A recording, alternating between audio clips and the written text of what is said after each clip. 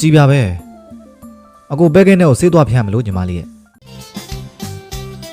လက်ခွင်းမြင်ကိုရောက်တဲ့အချိန်အိမ်မောင်ကဆေးဘုံကိုယူကဘဲကင်းနဲ့ဆေးလိုက်ဖျန်းနေခဲ့ပါတယ်ကြည်ပြကတော့လက်ကသေးပေါ်ကလက်တဲပေါ်ထိုင်ရင်ဟိုကြည့်ဒီကြည့်ကြည့်နေခဲ့တယ်ဗျ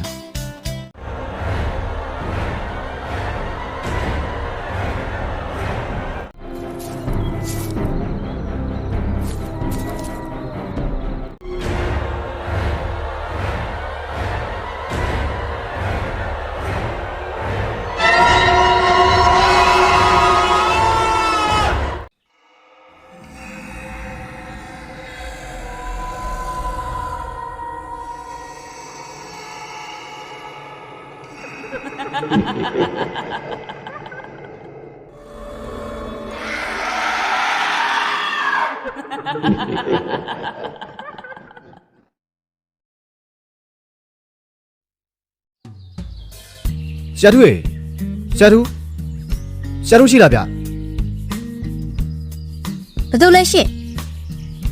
အော်ကိုအေးမောင်မေလာကိုအင်္ဂဝတ်တက်ဆရာတူရဲ့သမီးတီတာကအိမ်မောင်ကိုအဲခန်းစီခေါ်ပြီးရင်နွေးချမ်းနဲ့အဲခံခဲ့ပါတယ်ဘာကိစ္စများရှိလို့လဲကိုအဖေကညွာလေရတကြီးအိမ်ုံသွားတယ်ရှင်ရေရွာကြီးကိစ္စလို့တော့ပြောသွားတာပဲဟုတ်လားထားပါဒီမှာအခုတောင်ရထွက်တဲ့ဖယုံသီးခရမ်းသီးလေးတွေတီတာတို့စားဖို့လားပို့တာဆရာစီကိုမရောက်ထားလဲအတော်ကြပြီလေအခုမှလဲတွေလဲပြီးသွားလို့ဒီဘက်ကိုလှည့်လာတာဒါနဲ့လေရွာဘုံကလေးလဲတော့ကတီတာအရန်လှတယ်နော်အမေကတိမိုင်ချောလာလေးတွေမှအများကြီးပါနော်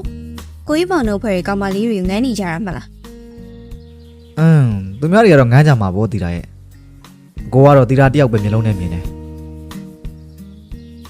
အပေါ်ရီပါကိုရဲ့မသိရင်ခက်မယ်အော်ဒါနဲ့ဖယုံလေးတွေလာပြီးလို့ကြီးစုပါတော့ကိုအဲ့မှာတီတာရဲ့ဒါဆိုအကိုသွားတော့မယ်နော်ဆရာကိုလည်းအကိုလာသွားတယ်လို့ပြောလိုက်ပါဦးနောက်မှထပ်လာခဲ့မယ်လို့ဟုတ်ကဲ့ကိုယူဆိုင်ပြောင်းနော်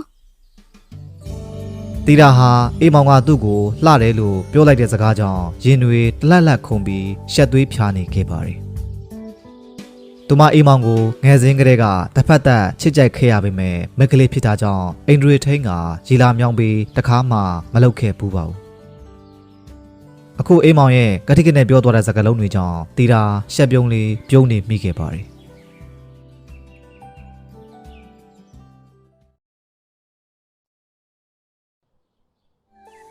တလားကြပြီးညနေခင်းတစ်ခုမှာအိမ်မောင်တယောက်သူ့လက်ကွင်းမှာပုဒ်သက်ဆေးဖျန်းမှုအတွက်ပုဒ်သက်ဆေးပုံးလွယ်ကအိမ်ကနေထွက်လာခဲ့ပါတယ်ဒီနေ့ပဲဆေးကောင်းမှလို့သူထင်တဲ့အတွက်သူ့ပဲကင်းပိုးမကြစေဖို့အိမ်မောင်အထူးဂရုစိုက်နေခဲ့ရတယ်ဗျကိုလေးဘယ်တော့မလို့လဲဟင်ချွဲပြပြအတန်လေးနဲ့ရွာစုံကခြံကအသက်16နှစ်အရွယ်ကြည်ပြာကလမ်းမှာသွားနေတဲ့အိမ်မောင်ကိုလှမ်းမေးပြီးခြံထဲကနေထွက်လာခဲ့ပါတယ်ကြည်ပြပဲအခုဘဲကင်းနဲ့ကိုဆေးသွားဖျန်းမလို့ညီမလေးရဲ့ဘာလို့လဲဘာဟုတ်ပါဘူးတွေ့လို့လှမ်းခေါ်လိုက်တာဒါဆိုညီမလေးလည်းလိုက်ခဲ့မယ်လေရလားကိုလေးအေးရပါတယ်ညီမလေးရဲ့ဒေါ်လေးတို့ကဘဲသွားကြလို့လဲအကိုကဆေးဖျန်းတာနည်းနည်းကြာမှဆိုတော့ပြန်ရင်နောက်ကြမှာဆိုလို့ကွာမမေဟိုဘက်ရောက်ထင်းတန်းရောက်နေကိုလေးရဲ့အိမ်မှာဦးမျိုးရဲ့ရှိရဲ့ညီမလေးစိတ်ထဲနေရတာတမျိုးဖြစ်နေလို့ကိုလေးနဲ့လိုက်ခဲ့ပြစီနော်ဦးမျိုးဆိုတာကကြည်ပြအမေဒေါ်ထွေးစိန်ရဲ့နောက်ယောက်ျားဖြစ်ပြီးကြည်ပြနဲ့ဆိုရင်တော့ပထွေးတော်တယ်လို့ပြောရမှာပါ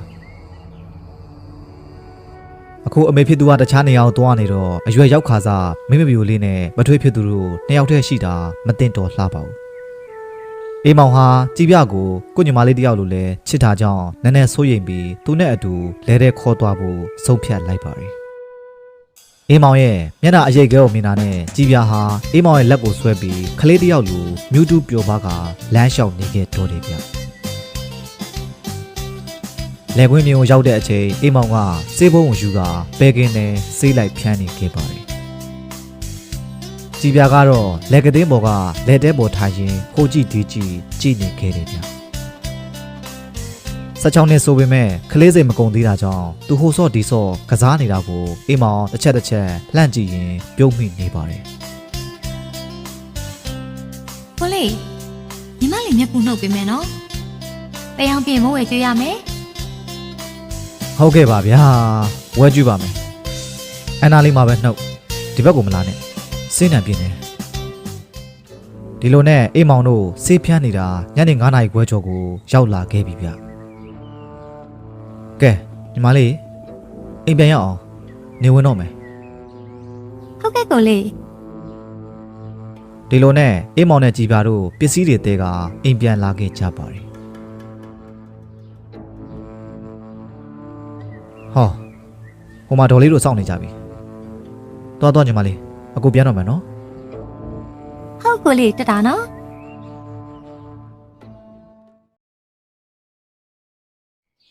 နောက်ရက်ဒီအိမ်မောင်လဲတဲ့သွားတိုင်းမှာလဲကြည်ပြကခြံဝဆောက်ငါအိမ်မောင်နဲ့အတူလိုက်သွားတတ်ပါတယ်အိမ်မောင်ကလည်းသူ့မှာမောင်နှမမရှိတူးတဲ့တော်သားဖြစ်တော့ကြည်ပြအပေါ်ကိုညမအရင်တယောက်လိုခင်တွဲနေခဲ့မိတယ်ဗျဒါကြောင့်သူလဲတဲ့သွားတိုင်းကြည်ပြလိုက်ချင်လို့ပါလို့ခွင့်တောင်းရင်မငင်းဆန်ပဲခေါ်သွားတတ်ပါတယ်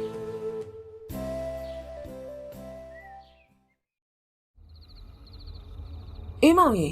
အေးမောင်ငါတူ ည7:00 နာရီဝန်းကျင်အချိန်ခြံထဲအောင်အော်တန်ကြားတာကြောင့်အိမ်မောင်ထကြည့်ခဲ့ပါတယ်မြင်လိုက်ရတော့ကြည်ပြအမေဒေါ်ထွေးစေဖြစ်နေခဲ့တယ်ဗျဟာဒေါ်လေးဘာဖြစ်လို့လဲဗျကျွန်တော်ဘာကူညီပေးရမလဲ အေးငါတူရေမင်းညီမကြီးကညနေရမင်းနဲ့လဲလဲလိုက်လာသေးလားအခုဒီအိမ်ပြန်ရောက်မလာသေးလို့ကွအဲ့ဒါမင်းများသိမလားလို့ပါ တခုခုတော့မှားနေပြီဒေါ်လေးရဲ့ကျွန်တော်ညနေကလဲတဲ့ကိုမသွားဘူးဗျကျွန်တော်ဘယ်ကင်းနေရအကုန်စိတ်ဖြန့်ပြီးသွားပြီမို့လို့လေ အေးကိုကျိုးတော့နဲပါပြီအေးငါသမီးလေးဘယ်ရောက်နေလဲမသိပါဘူးခွလှုပ်ပါဦးငါတူရေတော်လေးဘာလုံးမှမသိရောက်လို့ပါ ဟုတ်မဟုတ်ဘူးနဲ့ဒေါ်လေးကျွန်တော်ကူးချပေးမယ်နော်တော်ကျွန်တော်ရွာထဲကကောင်းတွေကိုပါခေါ်လိုက်အောင်မယ်အဲ့နောက်အိမ်မောင်ဟာရွာထဲကတငယ်ချင်းဖြစ်သူချက်ကြီးကိုခေါ်ပြီးဒေါ်ထွေးစိန်နဲ့အတူကြီးပြကိုသူ့လင်းနာတဝိုင်းလိုက်ရှာခဲ့ပါတယ်ကြီးပြရေညီမလေး သမီးရေကြည်ပြသမီးရေမင်းဘက်မှာလဲကွယ်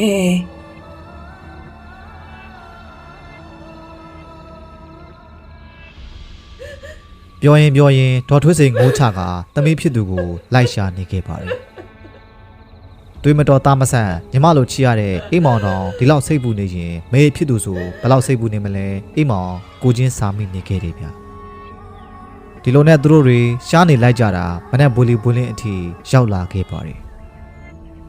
အဲ့နောက်အိမ်မောင်ကဒေါ်ထွေးစိန်ကိုချော့မော့ကအိမ်ပြန်ဖို့နဲ့သူတို့လူငယ်တွေစုပြီးဒီနေ့တနေ့ကုန်လိုက်ရှာမဲလို့ဂရီပေးကပြန်ခေါ်သွားခဲ့တယ်ဗျ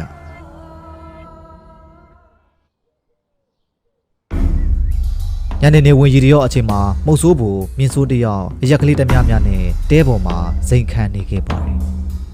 သူကမိမနဲ့ပွဲသွားတာအတော်ကြာပြီဖြစ်ပြီးအခုသူများလည်းကစပားတွေနှမ်းနေစောင့်ပြီးတဲ့အလုပ်ကိုလောက်ကင်နေခဲ့တယ်ဗျတခိုးဝင်ခိုးလာဝင်မခိုးလာတော့မသိတောင်းရင်ခဏနေတော့မြင်းဆိုးအိပ်ပျော်သွားခဲ့ပါတယ်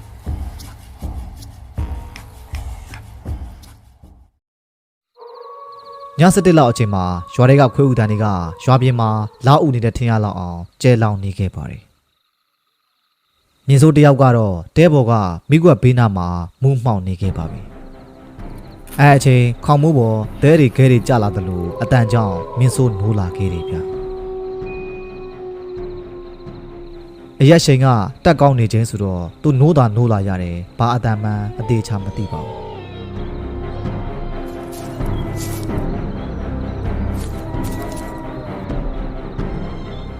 းဒီခွေးတွေကတော့ကွာဒီညကျမှဘာလို့ဟောင်းနေမှန်းကိုမသိဘူး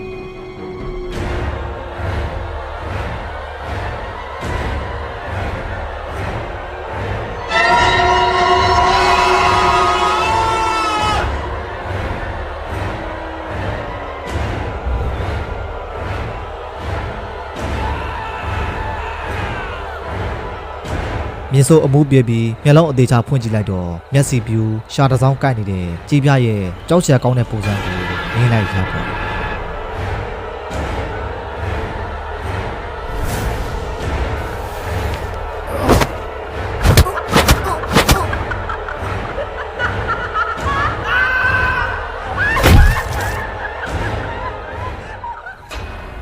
မနက်မိုးလင်းတဲ့အချိန်ထိဒေါ်ထွေးစိန်တို့အိမ်မှာအိမ်မောင်ရဲ့ဒေါ်ထွေးစိန်နဲ့သူ့ယောက်ျားရဲ့ကြည်ပြကိုရှာမတွေ့တာကြောင့်တိုင်မင်းရင်းနဲ့ဗျာများနေခဲ့ပါတယ် ဒေါ်လေးထွေးစိန်ဒေါ်လေးအော်ကိုကြီးမမရှိနေတာကို ဟေးတီးတာဘာဖြစ်လို့လဲဟာ ညီမတို့အင်ချင်းကတော့ကြည်ပြဝင်ဖို့နေလို့အဲ့ဒါအဖေကအကိုနဲ့ဒေါ်လေးတို့ကိုခေါ်ခိုင်းလိုက်လို့ ဟေးဟုတ်လားလာဒေါ်လေးဝင်ပူးတယ်ဆိုကြတဲ့ကကြည်ပြဘာဖြစ်သွားပြီလဲအိမ်မောင်တန်းတီလိုက်ပါတယ်ဒါပေမဲ့ဒေါ်ထွေးစိတ်ခမများမှာတော့တီတာပြောတာကိုအသေးချာနားမလဲပဲသူ့သမီးနဲ့တွေ့ဖို့သာအတွေးရှိတာကြောင့်တုတ်ချေတင်သွားနေခဲ့တယ်ဗျအိမ်မောင်တို့ဝင်သွားတော့ဆရာထုကဘေးအိမ်ကကြည်ပြဝင်ပူးနေတဲ့ဒေါ်ကြီးရဲ့ခေါင်းကိုကိုင်းကစိတ်ငြိမ်အောင်လှုပ်ပေးနေခဲ့တယ်ဗျ ကဲသမီးကြည်ပြသမီးမေရောက်ပြီပြောစရာရှိတာပြောပြလိုက်အောင် ဆရာထုရဲ့စကားကြောင့်ဒေါ်ကျင်ကတဟင်းဟင်းကြီးတွားရင်းနဲ့ဒေါ်ထွေးစင်ရဲ့ဘက်ကိုလှည့်လာခဲ့ပါတယ်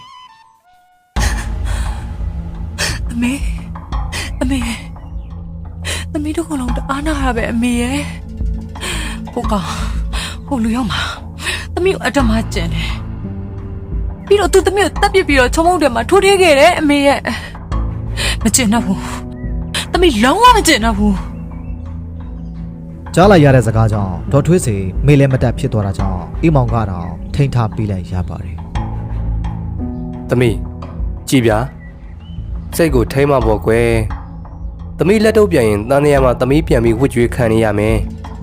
အဲ့ဒီလူရိုးမာကိုတက်ဆိုင်ရန်ကနေဖမ်းဆီးပြီးဦးလေးတို့ပြစ်ပေးလိုက်ပါမယ်နော်သမီးလေးစိတ်အေးထားအဲ့ဒီလူရိုးမာနာမည်ကဘာတူလဲ အဲ့လူယုံမှာရွာပြန်ကလဲတဲ့စောင့်နေတယ်မဟုတ်ဆိုဘူးမြတ်ဆိုးအဲ့လူယုံမှာကျမကိုတတ်တာ တနာစရာကြီးပြလေးပြန်ပြောပြတာကတော့မနေ့ကညနေကသူမအိမ်မောင်လဲတဲ့အသွားကိုသူမချမ်းဝါကနေစောင့်နေခဲ့ပါတယ်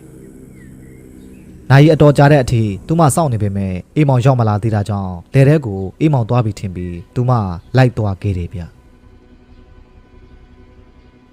လက်ကွင်းစီရောက်တော့အိမ်မောင်ကိုသူမလိုက်ရှာနေတော့မိုးဆိုးဖို့မြင်းဆိုးနဲ့တွားဆုံခဲ့ပါတယ်မြင်းဆိုးကအိမ်မောင်သူ့တဲမှာရောက်နေတယ်ဆိုပြီးကြည်ပြကိုလိန်ကသူ့လက်တဲစီခေါ်သွားခဲ့တယ်ဗျကြည်ပြကတော့ဟုတ်မှာပါဆိုတဲ့အတွေ့နဲ့ဘာမေးမနေတော့ပဲမြင်းဆိုးခွေရစီလိုက်သွားခဲ့ပါတယ်တဲရောက်တော့အိမ်မောင်ဟိုဘက်တောင်ဆောင်ကိုခဏသွားနေတာဖြစ်နိုင်တယ်ဆိုပြီးမြင်းဆိုးကြည်ပြကိုလိန်ဆောင်ခိုင်းထားခဲ့တယ်ဗျကြည်ပြကတော့ဘာမှအထွေထူးတွေးမနေပဲအိမ်မောင်ကိုဆက်ဆောင်နေခဲ့ပါတယ်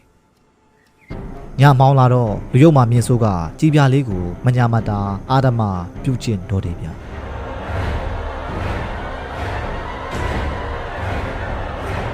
ပေမဲ့ကြည်ပြကအတင်းရုံးကန်တာကြောင့်မြင်းဆိုးကကြည်ပြလဲပင်ကိုညှစ်ပြီးကြောက်ခဲနဲ့ထုတက်ခဲ့ပါတယ်မြင်းဆိုးဟာသူ့ဆန္ဒရှိသလောက်အသုံးပြုပြီးတာနဲ့ကြည်ပြရဲ့ရုပ်အလောင်းကိုတောင်ဆောင်ကချုံမုတ်ထဲတွားလွှင့်ပစ်ထားခဲ့လိုက်တယ်ဗျ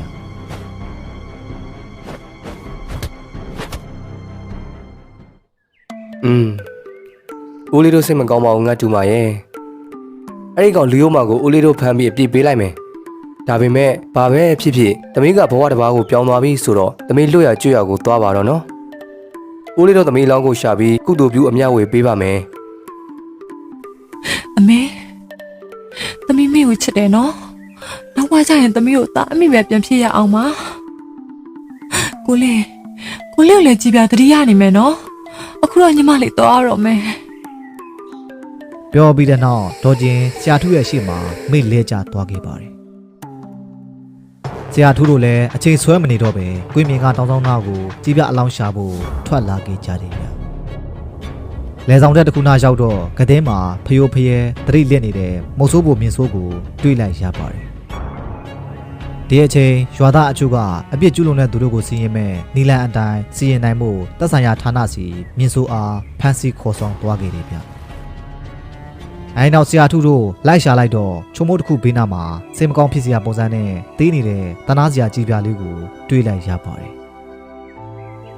အဲနောက်အလောင်းကိုရွာစီပြန်တက်ပြီးအတုပလှုပ်ပေးဖို့အိမ်မောင်ကပဲဥဆောင်ကပြင်ဆင်ခဲလိုက်ကြတယ်ဗျ